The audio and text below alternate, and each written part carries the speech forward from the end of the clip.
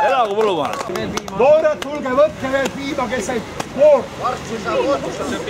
Las ta olla, aga võtke veel piima.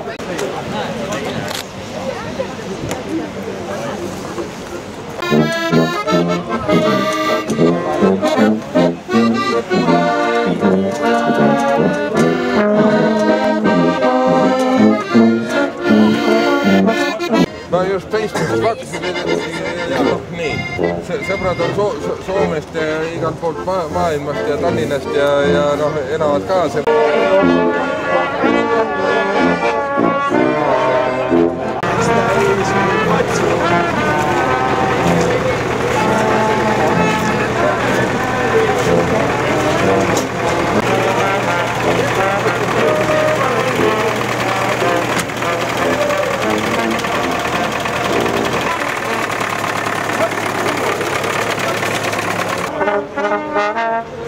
Thank you.